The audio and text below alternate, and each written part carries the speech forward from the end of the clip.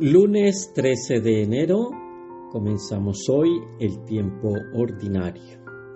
El Evangelio está tomado de Marcos en el capítulo 1, versículos del 14 al 20.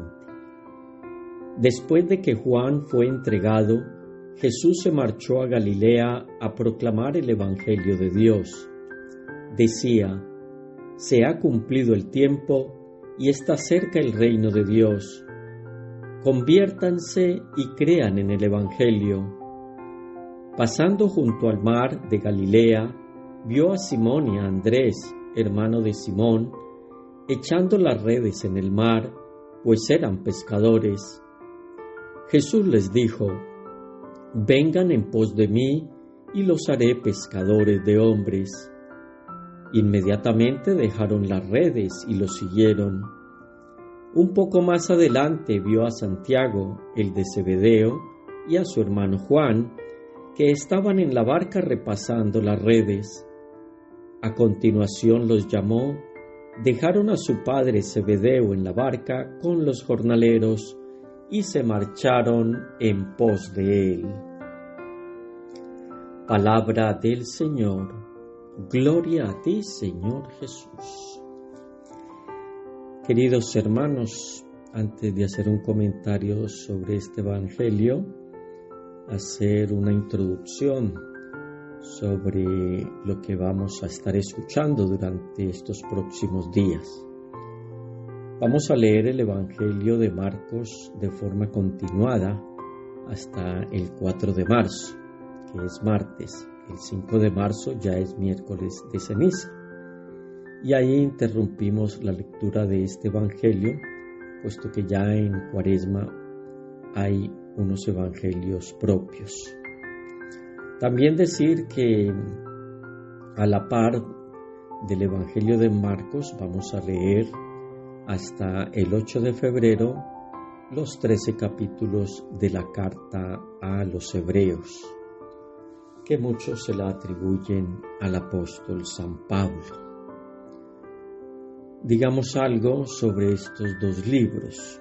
El primero de ellos transcurre por dos líneas muy bien marcadas. La primera, en la carta a los Hebreos, trata sobre el sacerdocio de Cristo.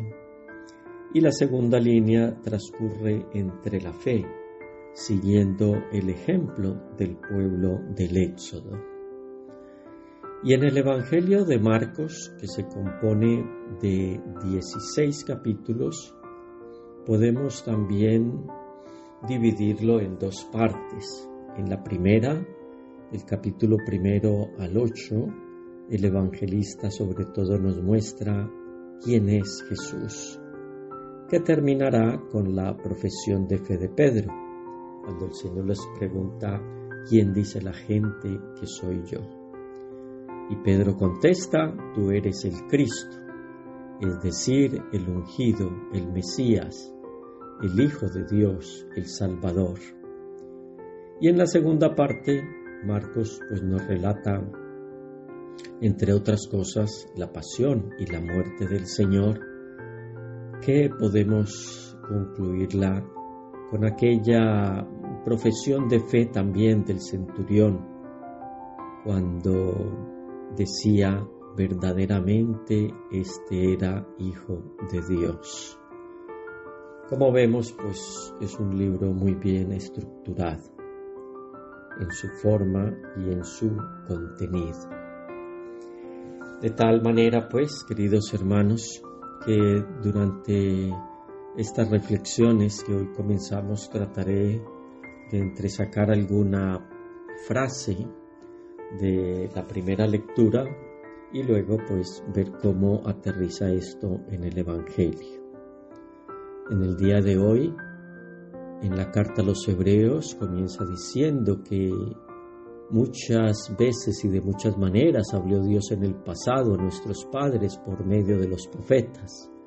En estos últimos tiempos nos ha hablado por medio del Hijo, a quien instituyó heredero de todo y por quien también hizo el universo. Nos ha hablado por medio de su Hijo, y este Hijo es el que vemos allí en el mar de Galilea, llamando a sus primeros apóstoles. Es pues el cumplimiento de las promesas del Señor que se dan en su Hijo Jesucristo, nacido para nuestra salvación, y que en los apóstoles también nosotros debemos sentirnos llamados para dejar. Siempre hay que dejar algo para poder seguir al Señor en total libertad. Que el Señor los bendiga abundantemente en el nombre del Padre, del Hijo y del Espíritu Santo. Amén. Y la Virgen Santísima nos proteja.